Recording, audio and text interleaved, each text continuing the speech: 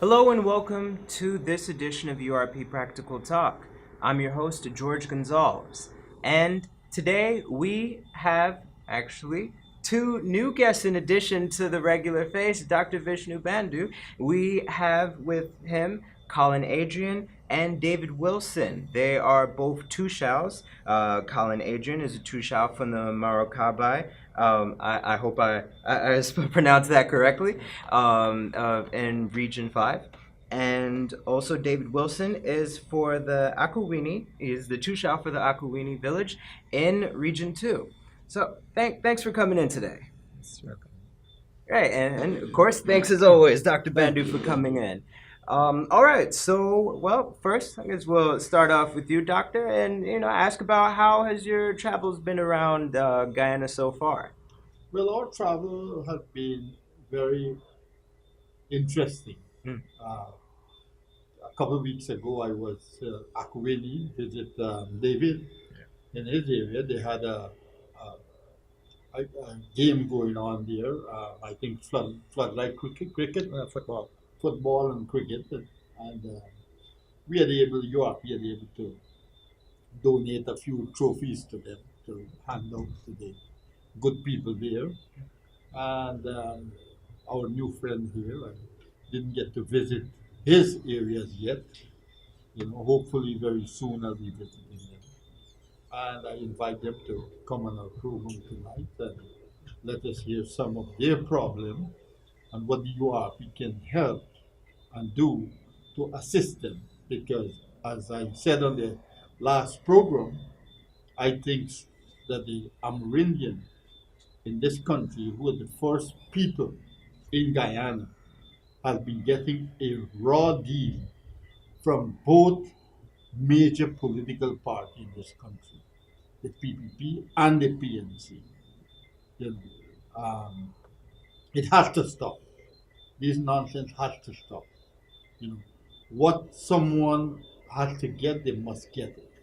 We have a lot of problem in the Amerindian area where they have land supposed to be given to them legally, and nothing has been happening. So it's a very important thing, and I think all over this country has been talking about that because many Amerindian missions I went to, and they're talking about the land. They're not getting title for their land and what have you. David, I think he will fail with those kind of things, and he can explain more about that. And we'll move on. Let us hear what they have to say. Absolutely. Yes. All right, so we'll start off with Okay. First of all, I must say pleasant good night to be part of this. I was invited by my colleague here. Actually, it was a outing. Here I am, but things happen unexpectedly. So, well, I'm from Region 5, Moraikabai Village, and presently my first tenure as to show, first term. I'm in the process of having election in a few weeks. Probably in the next 2 weeks, I should be having election. I cannot be what will be the result as yet, but I'm going again for the second term, hoping probably I can get in favor of the people. But it's balance. In terms of my community presently, we're being faced with a lot of struggles, whereby like presently my community is undergoing a severe flooding, and I come out here actually to like seek some assistance.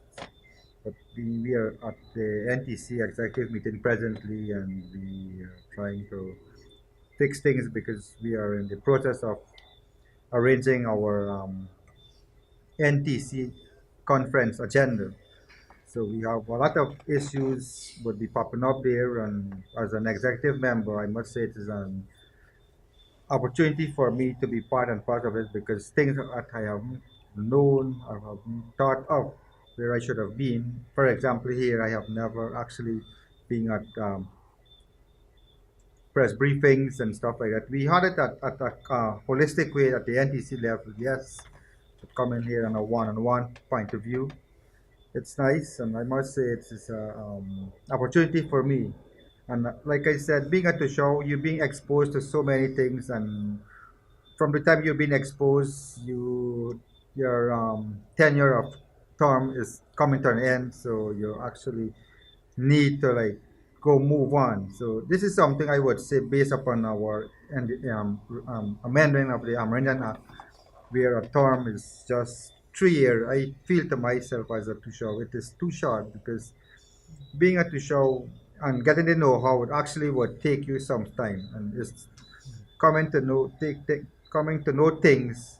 You need to take it at one step at a time, rather than just running through and tell yourself that you're Mr. Perfect at the end of the day. And I don't want to be that type of person. I like to take things gradually, one step at a time. But like we said, as we proceed in our program, we try to stitch it somewhere. Yeah, okay, so thank you very much. I'm Tushaw David Wilson. I'm from Akawini, and I'm an executive member of the National Tushaw Council. I've been here for quite a number of years as leader. Actually, I started leadership from since in 2001, came through the lineage until 2011, take a 3 years gap, and then I came back on roll on 2015.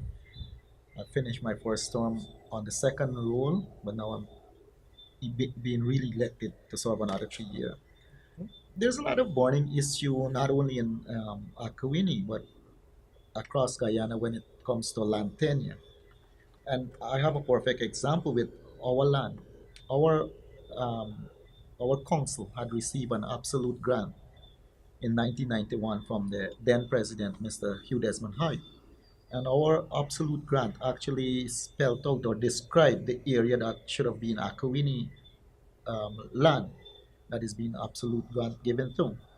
However, what happened in 1998, there was a land demarcation program that started, and we were one of the villages that was slated for demarcation. What we have noticed after demarcation, that part of our land has been cut off and given to another village, which becomes a area that becomes a conflict zone between the two village. We never had such a conflict with neighboring villages before demarcation. And because of a line being drawn or a cut, we saw that we have conflict with our own neighbors. And when I say own neighbors, like our own brothers. And we sensed it and we brought it to the then government knowledge, that was the PPP reign. And we said clearly to the minister that we have this situation that needed to be resolved. We sent numerous letters to the ministry, but nothing's happened. This new administration took up. We sent numerous letters. There's promise. We know that there's an ELT team that is being put together to look into these titling and demarcation and try to settle conflict where there is. But what we saw, there was an attempt to settle it. But after a time, people started to be careless. And I use this term because we made numerous call on the government to resolve the disputed area where the boundary was cut wrong. And up to today, that that remain as it is up to today. That part of our land is being issued to Wakapau Village Council when it rightfully should be the ownership of Akawini. We say it loud and clear, and I would stress that here now, that we are not giving up that piece of land because that was one of the part of our land that we have as a council had put aside for a community protected area. When I say protected area, it means that we didn't allow any operator to go in that area. We didn't allow any huntmen to go in that area because we wanted to preserve this part so that when our future generation come, they would know what is a washiba, what is a purple heart, and the different species of trees that normally grows in Akawini. Why? Because we ourselves, for livelihood, we do lumbering. And if the whole village go after lumbering, we would not have lumber to satisfy the whole village. But there are few persons who do lumbering, but we would say in our term, as in sustainable manner, because we felt that as a council, we felt that we must only allow the resident to cut a certain size of tree so that the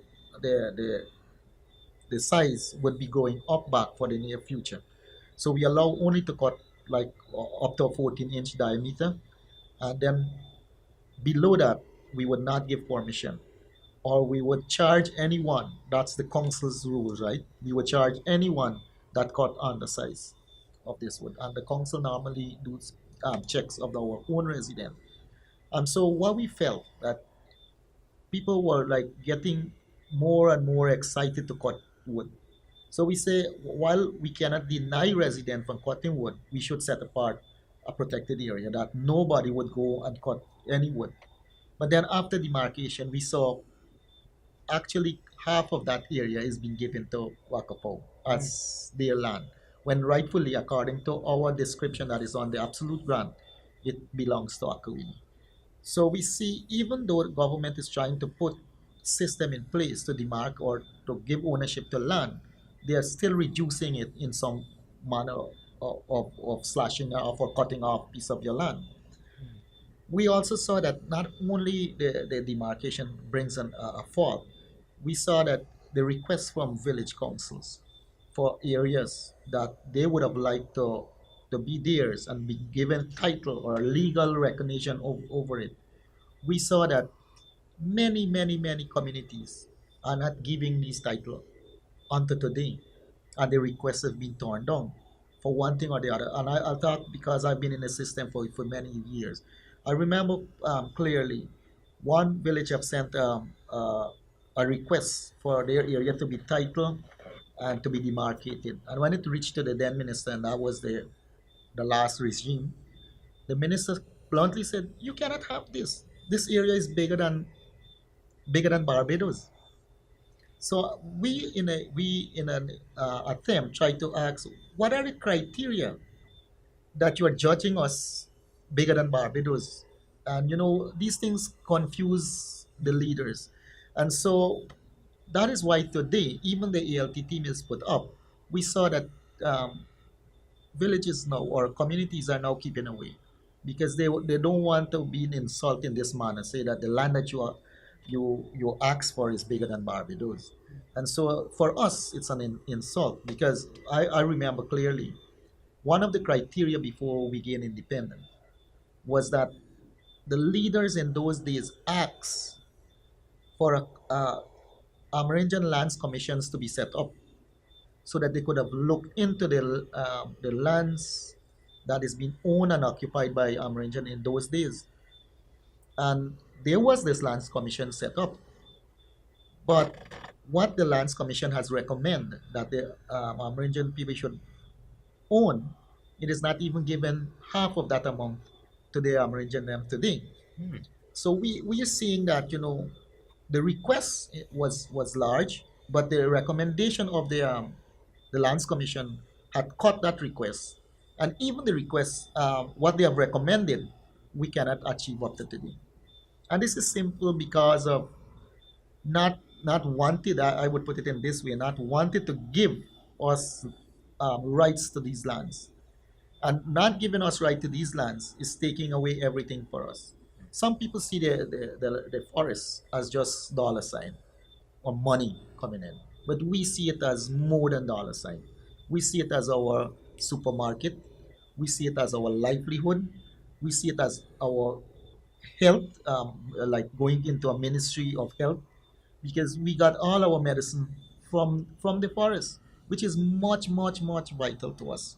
And unless, and I would say this openly, unless somebody who's thinking in the way that we are thinking go into office, we would continue to suffer and continue to lost our land, because we are losing our lands today into mining sector and into forestry concession. How long, how long more would we survive with the piece of parcel of land that is given to us? And not only as title, but even our customary lands have been now given away to concession and to mining, onto mining blocks, which we felt that that's an advantage is being taken over American people today, and that's throughout the length and breadth of Guyana. And this is only my, I mean, my way of saying things. But this is only happening in not only happening in Nakawini, it is happening almost in every village. I had the opportunity as a vice president of the Amerindian People's Association to do a research on land tenure across Guyana. And for the many of villages that I visit, all of them has problem with land demarcation. Almost all of them have problem with titling because the title gives you the description to demarc, but the title didn't cover every land that they would have wanted to be theirs. They have known these land like the palm of their hand. They could carry you to which point they want to carry you without a compass, without a GPS, because they are the person and we are the person who traverse these land. We are the person who actually lived there for centuries. And we know this. We've been taught this by our great grandfather. We've been taught this as our at a level of our grandfather and our parents. So these kind of things have been channeled through these lineage. And now we are still suffering. What would happen to our future generation? That's the question. What would happen? If we are suffering in this era now, what is the future, or where is the future lies in somebody else's hand? We need to take that up. And I think this is the time that, all Americans come out and say, exactly how they feel and fight for their rights. When I say fight, it's not going with gun or arrow and bows, but struggle through the legal framework where we could have. There need to be a space open up for these things. And I would say this is one step forward as having this conversation and having this broadcast here tonight. This is one step forward, and we will be looking forward for many more like this. And so that I recognize that you made the point of that the administrations in the past haven't seemed to have your best interests at heart, and that a lot of the changes won't happen until that really happens. So you have like representatives who are actually in the position to really bring about that change. But like there has been some level of change, or some people argue that there have been change. But would you feel like there's been enough of a change in this new administration? Well, because and I would not say because of the length of time they are now in office, but I would say, like for the previous administration, there was a long time in office, and these things could have been corrected. Now, this new administration, there is an attempt, I would say an attempt, but not a very much attempt to actually, go to the grassroots and iron out these part and try to once and for all settle these conflicts and get things off the ground. But we are 3 years in this administration. It's a lot of time because they had made promises in 90 days they will have done such and such thing. Nothing had done. And now it's 3 years. At least they should look into these matters. Um, in this administration, people have been complaining all over. They have been applying to the government, this government, to give them title for their land, and they can't give their title. So I think that they're just playing games. The two administration, this one and the previous one, has been playing games, and they go with a little token of handout and set up these different missions and so for a day or two to try to buy them over. But what I would like to say that hey, you know, people have to get smart now. Because one day you go and you give out some gifts and give out some this and that, and the people fell for it. But 5 years you're suffering after that. 5 years you're suffering. Come on, man, open your eyes. I'm calling on the Amerindian brothers and sisters. Open your eyes. Don't make these people fool you again. You have been fooled enough in this country. And I, as a URP leader, are behind you, to support you. The URP is the only political party which will able to bring a change and give you the title for your land in this country. We will give you what you deserve. Right? I am asking and I am appealing to you. Come, get yourself involved in the political arena. Because if you don't get yourself involved, you will be getting jerked around all the time. You know, they will ride you all the time. They'll keep on riding you. You know, this government and the previous government, they doesn't want you to be educated. You know, they want you to when they said jump, you ask how high. We those days are gone. We do intend to have those days back. What the URP is saying, if we tell you jump, you must ask the reason why you should jump.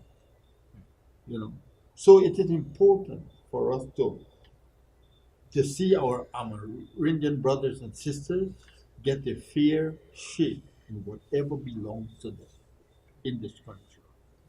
You know, I have been appealing to Amerindians since I came here in 1992. Before I go back to New York when I was entering the 1992 election, and I am beseeching Amerindians, please show yourself. Young people, come aboard so that you will able to have a say in everything in this country. But if you stay at the back bench, you will not able to see anything. And some of the people that you put there and they put there in government is the people that who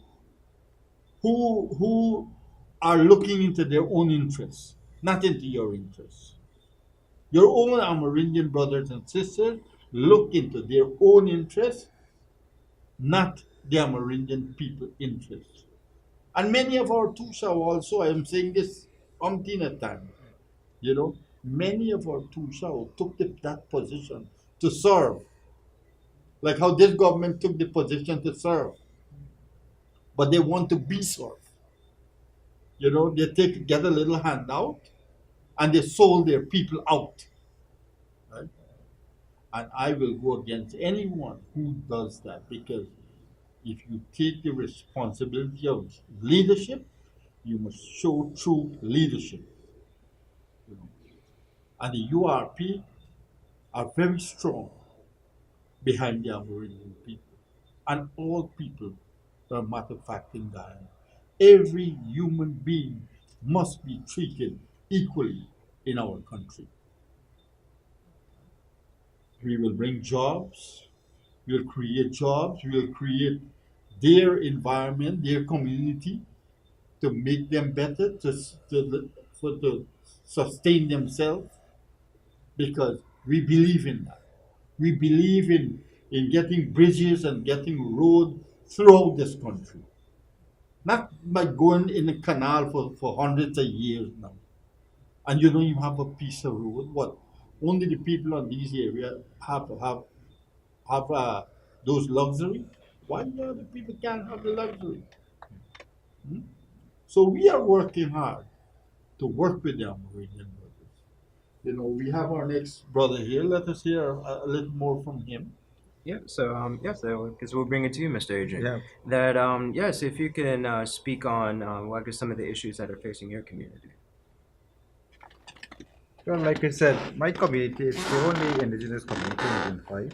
So here, when I heard my colleague facing all these with a neighboring community, fortunately, I'm not in that situation. One of the things, like I heard him touch on, is with the forestry sector, and this is something that we've been presently sensitizing the people in our community now to be abstaining from trying to preserve our forests, and we presently are focusing into tourism. So we are kind of diversifying our community, and our community we basically depends on our community itself. With a small PG from the government, we capitalize on that.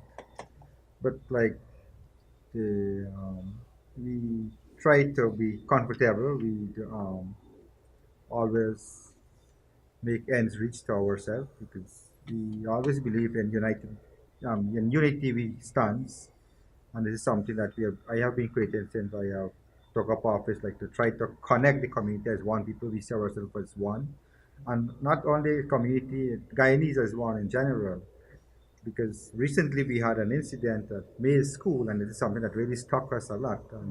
To know that a discrimination like that to the indigenous people is what like an insult to us. So we actually come in solidarity with that family and the true indigenous person. We will stand tall and like the leader said, it's time to come on the front burners, and we are prepared to do that, to go this extra mile. And as an executive member of the National Social Council, we stand together. We always have our one voice and said, okay, we are going through this. And I believe that is why we have been putting our voice together. That is why we have able to garner some things from this government. Like, for example, we have in our own secretariat now for the longest while. We now have a space that we can able to accommodate as an NTC executive. We just moved in. We renting an apartment. So we are a little more comfortable than in the past, and NTC doesn't exist just 3 years ago. It didn't exist before. Mhm. And One quick question before we close, because our time is coming near. When I was a young man and I want to go to the Amerindian area, we had to get permission to go in that area. Yeah.